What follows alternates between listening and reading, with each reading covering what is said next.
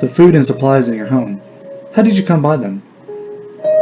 Before the creation of their concept, grocery stores, humanity had to rely on their natural instincts to gather the necessary essentials for living.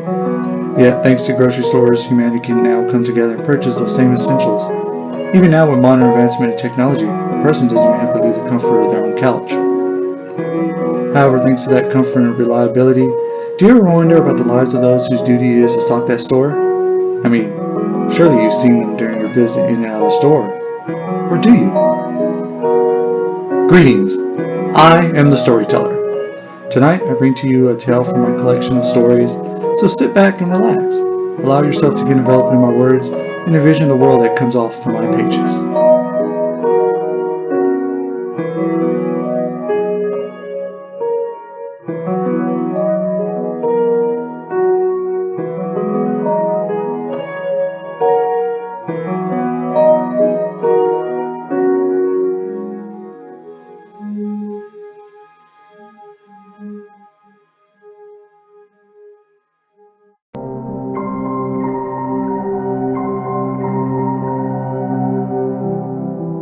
If you happen to find this letter, then you might be one of those few unluckiest who have come to step foot in this place.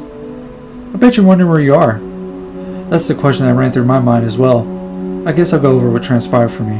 My name is Marquis, and I'm an overnight stalker for GBH, Great Buys here.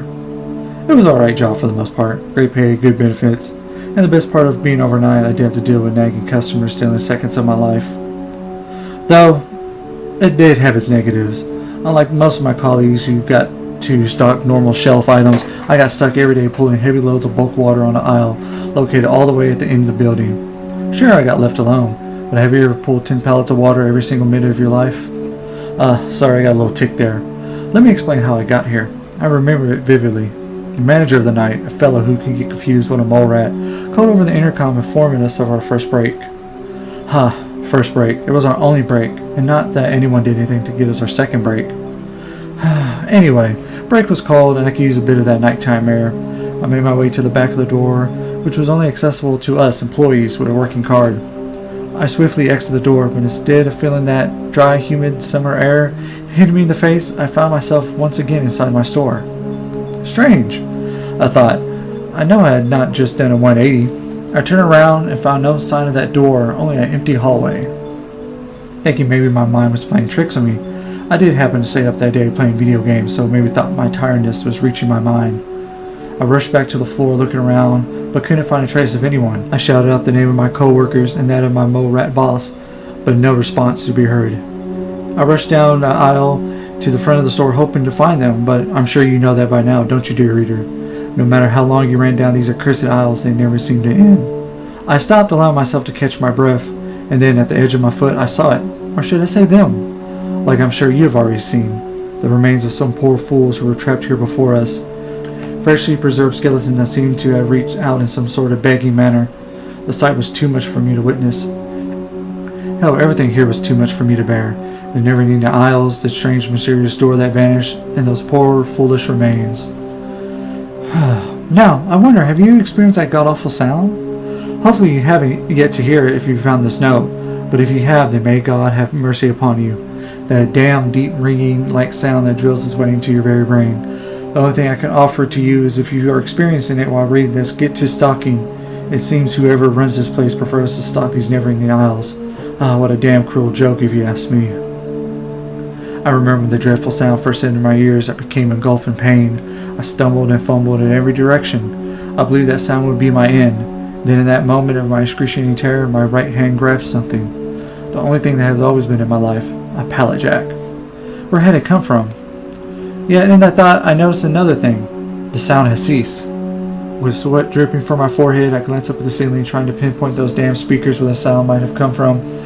You know, too, I'm afraid that the ceiling itself is just a flat, solid piece with no signs of any type of speakers to be found. I cursed under my breath. Not wanting a blast of that sound, I picked myself up and began to search for a way out. However, when my fingers left that handle, like lightning, that sound returned. I fell face first into the floor, now dealing with the shocking pain that had just been sent to my forehead. I rolled around, grasping my head. With tears and sweat, I screamed out for it to stop, but there was no one to hear my pleas. Not wanting to die like a second dog, I had to push through the pain and rise up. Reaching up, I grabbed the pallet jack, and then once more like clockwork, when in moments my fingers touched it, the sound vanished. My breathing grew heavy with anger, fear, pain, and confusion. Why did the sound once again stop, I wondered. I glanced down at the pallet jack and into my hand. No, it couldn't be, I muttered to myself. To test the horrible idea, I let go once more. Third time's a charm, right? I fell to my knees once that sound returned. I reached for the pallet jack and the sound stopped. So that's how it is. I remember laughing like a maniac for a while. I pulled the jack along with me and came to find myself to exit the aisle I had read down. I looked to the left and then to the right and became jaw-dropped at the sight I saw. There, lying in a row that seemed to never end, were countless wooden pallets filled to the brim with packs of water. No, damn it, I cursed. Whatever place this is must be a special hell designed for us in the grocery business, for whoever runs this place wanted me to continue doing what I've always done. Well, dear reader, and that is what I did. I struggled and sweated as I pulled pallet after pallet. It seemed like... I'll redo that. Well, dear reader, that is what I did. I struggled and sweated and pulled pallet after pallet. It seemed like no matter how much I stopped, there would be a new section that would magically appear right after the other. Then again, with those never-ending pallets, I should have assumed there was going to be never-ending shelves. After jamming my jack into... I can't remember the number. But let us say pallet 240, I stopped for a brief moment. Glancing down at the other aisles, I wonder if maybe I could stop those, giving myself a change of view. Yes, I can't really believe I thought about stocking something else. Just thinking of it now makes me cringe. Then, as I was pumping up the jack, I spotted something in the corner of my eye. I froze in place, fearing that it might be whoever runs this place. I ducked down, holding onto the jack as I spied down the aisle. I briefly saw something move down the aisles. As curiosity got the better of me, I began to chase after it. But not wanting to continue pulling this damn jack or fear getting that sound drilled into my head, I did the one thing I could.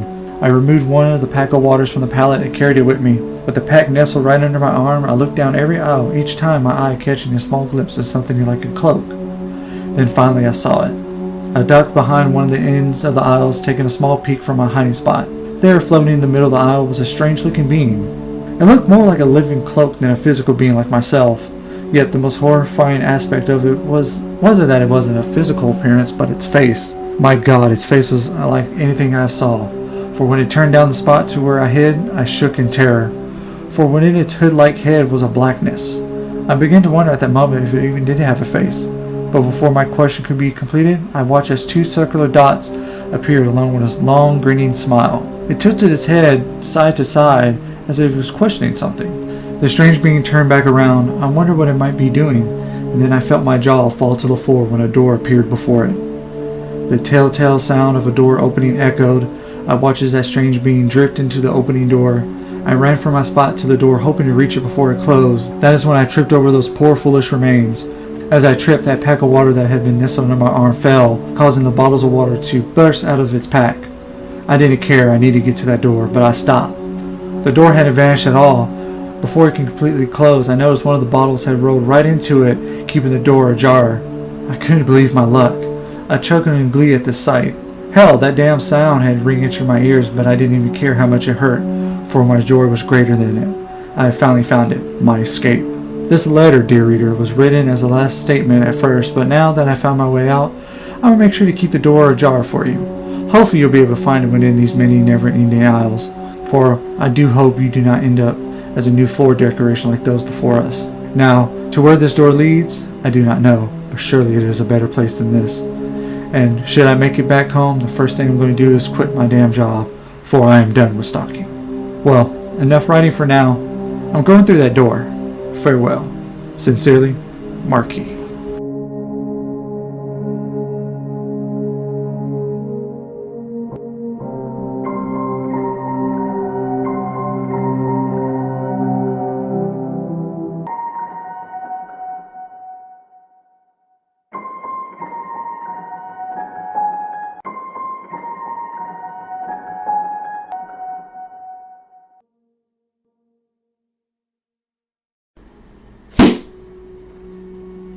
Never-ending stalking, a truly frightful scenario. Though I'm sure for those whose duty it is to stock those stores, like Marquis, it must feel like that to them each and every day. Maybe next time you visit your local grocery store, maybe give them a thought for courtesy. And for Marquis, do you think he found his way home? If not, Then where do you think he found himself at next? Hopefully, it isn't like the last place. I would like to thank all of you for joining me tonight, and I do hope you enjoyed this tale. This is farewell for now. However, remember these words, everyone. Though these might sound like mere words of fiction to you, for the ones who live in them, they are a very resounding reality.